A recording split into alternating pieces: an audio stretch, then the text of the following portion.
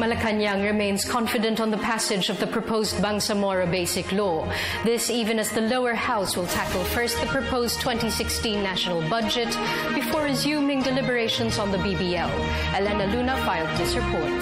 Malacanang remains optimistic both houses of Congress will be able to pass the Bangsamoro Basic Law. PCOO Secretary Sonny Coloma says the executive branch continues to coordinate with the leadership of the Senate and the House of Representatives on the matter. Ayon sa pahayag ni Senate President Drilon, sisimulan na ang pagtalakay nito sa Senado kapag na sa darating na linggo yung committee report na hinggil dito. Yun namang sa Kamara, nagpahayag na rin si Speaker Belmonte na after the General Appropriations Act ay priority bill nila ang BBL. In his last SONA, President Aquino urged lawmakers to push the passage of the BBL.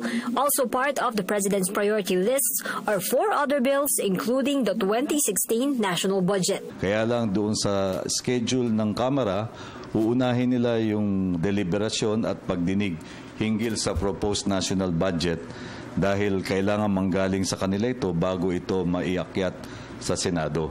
Kaya susundin nila yung kanilang timetable na unahin muna nila ito at pag natapos na sa takdang panahon, ipagpapatuloy nila yung tungkol sa BBL. Kaya kami naman ay nananalig sa binigay na deklarasyon ng liderato ng Kongreso na patuloy pa rin yung kanilang pagtrabaho hinggil sa napapanahong pagpasa. For the People's Television, Elena Luna.